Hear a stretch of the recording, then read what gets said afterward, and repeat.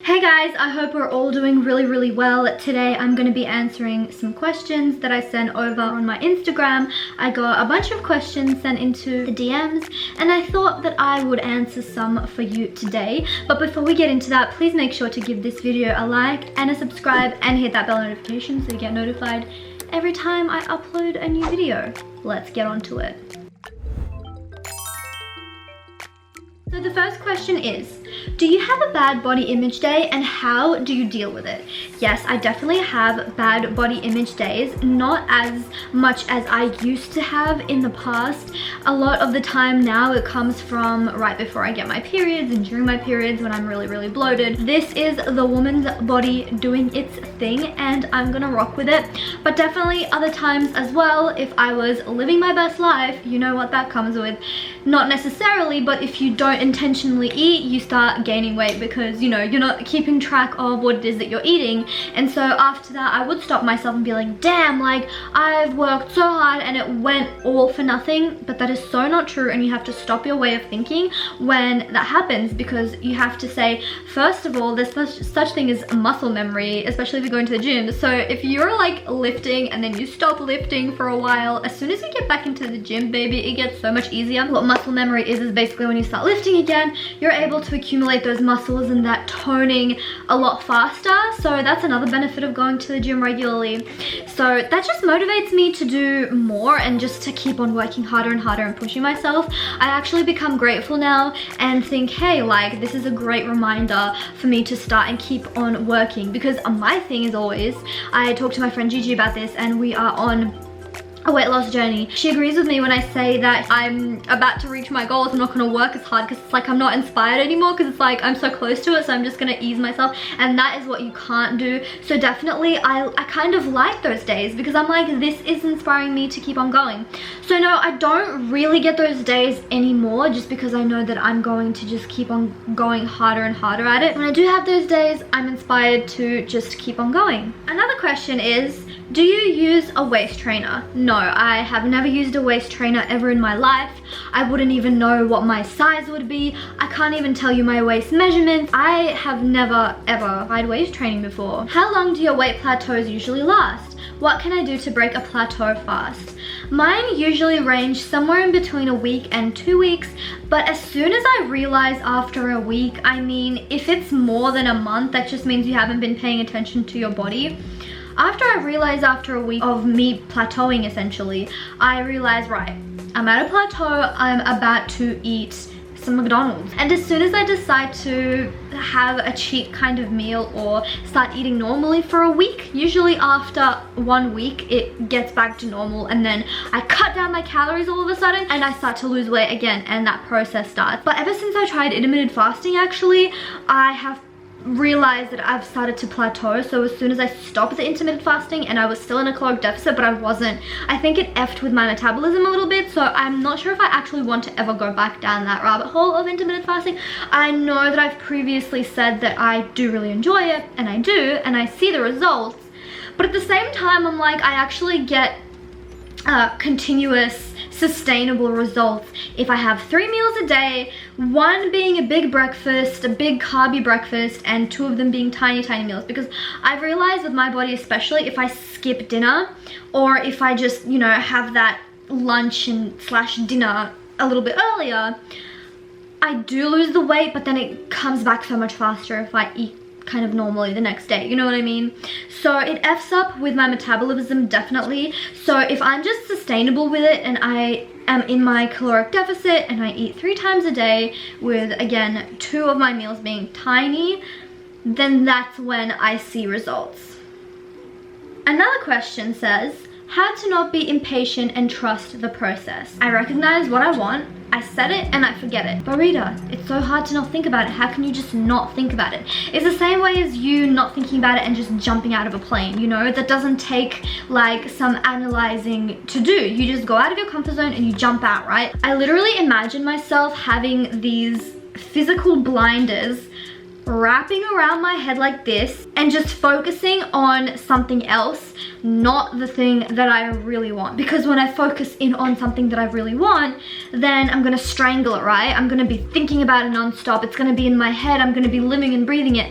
That doesn't give it any room to grow. And so it is very important to set, forget, and also recognize that your life has different categories in it other than health and fitness. And so setting and forgetting is very important, but what I also like to do is the 360 approach, recognizing that there is a category of things around me, like a 360 angle, right? And I have different categories in each thing: relationships, family, finances, career. Instead of focusing on the one, turn around, focus on the other, turn around, focus on the other, turn around, focus on the other. And I call that the 360 approach. Can't say that I made that up. If you are into law of attraction, make sure to check out Roxy Lee. She talks about the 360 approach and method all the time in terms of manifesting, but it also can be very much applied to everything in your life. Did you ever give yourself breaks? And if so, how long? P.S. Love you. Thank you so much. I love you too. So I have found myself to have a little bit more breaks than I would like to, especially 2020. Sometimes there are moments when you're like, you know what? I just want to go out with my friends because all the restaurants have started to open. Do you know what I mean? I was doing a lot of that and my weight was like going up and down. So of course I take breaks.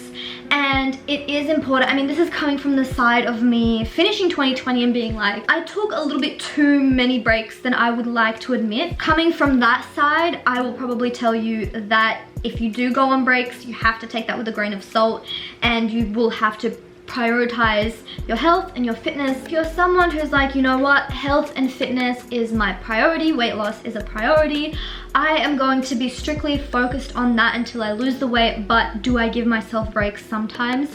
Yes. There are different ways of doing it. I used to have a cheat weekend. I found that that never worked for me. I used to have a cheat meal, one cheat meal every week, and that was usually on a Saturday night. And I found that that would actually work. But in terms of that window of when I was texting my friend every morning being like, I lost another kilogram, I lost another kilogram, I had no breaks at all. Like none at all. It was just all the way down until I got to 65 kilograms basically. The only time I did take breaks was when I was at a plateau, and I realized that, hey, like I might have to start eating normally, but I can't say that I took, you know, a week off break. If you want to lose weight, I highly recommend doing breaks when you're at a plateau, but other than that, you won't see as much progress as you would want to see. It's also all about trialing and erring and seeing what works for you, because what works for me might not work for you, and vice versa. So try out everything. Try out breaks, try out non-breaks, and see what works for you the best in terms of results and in terms of your own, you know, mental health. I'm afraid I will lose my ass in my weight loss journey because my upper body bigger than a lower body. That is a very valid thing to be scared about, because that happens and it's different for everyone. So you have to figure out and remember, when you do lose weight, what do you lose weight first in? I'm guessing it's your lower body. You need to employ patience and recognize that, okay, yes, my lower body is going to be the first thing that loses weight, and I might not be very comfortable with that, but when I am persistent and disciplined and I keep reaching for my weight loss goals, then my upper body will definitely keep up with my lower body. Do you know what I mean? I would also suggest incorporating a lot more upper body workouts. So if you go to the gym 3 times a week, I would suggest doing 2 upper body workouts and 1 lower body workout, and have the lower body workout be more inclined to heavy weights and lower reps, just so you could tone it a little bit. And then with the upper body, I would suggest even doing it like 3 times a week, and then 1 like lower body day, and having like 2 days be like cardio based, like lower weights and higher reps. Really hone in on your arms or anything upper body related, and then have another day where you're really concentrated on heavy weights and lower reps to tone those muscles as well. The food, your food caloric intake will take care of itself for you once you do decide you're going to be on a caloric deficit. I had no control over this. My arms have been my priority in weight loss for the longest time, and I had to wait a really long time in order to start losing weight. Like, I would say that my arms start thinning out at like the 66 kilogram, 65 kilogram point, before that, they don't budge and everything else tones down. And I just have to be like, you know what? That's life. That's what's happening. I can't really control it unless I'm going to the gym and I'm focusing in on my arms, which you definitely can do, but not everything is in your control. It is very much about genetics, and it's all about patience and just staying the course. You will 100% lose weight in that area. How to start a healthy lifestyle. There's no one way of starting a healthy lifestyle, but I would suggest picking the easiest thing that you can sacrifice. The first thing that you wouldn't mind just throwing out, it would be so easy for you to just set and forget, right?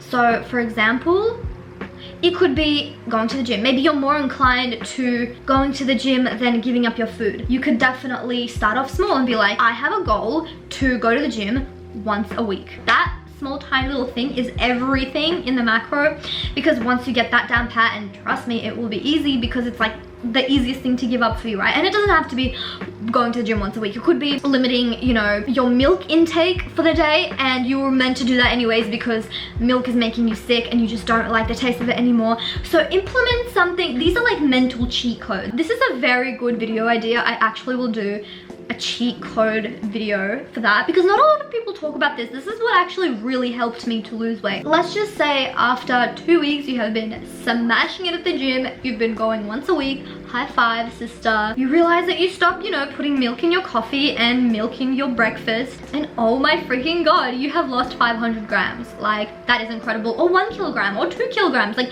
who knows, because everyone's body is different, right? When I eliminated milk, I swear I lost like 1 kilogram just by doing that. Anyway, so you go twice a week now, and so do you see what I mean? Do you see the cycle? So you start adding things on every single week, and then all of a sudden it's like, whoa, this is crazy. Like, I didn't even notice that I lost 5 kilograms. Like, and I've been putting in the work.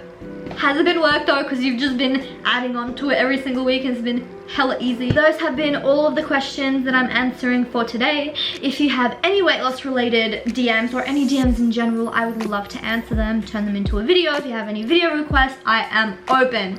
Thank you so much for everyone that watched this video and that has subscribed and that have liked, and I will see you in the next one. Bye guys!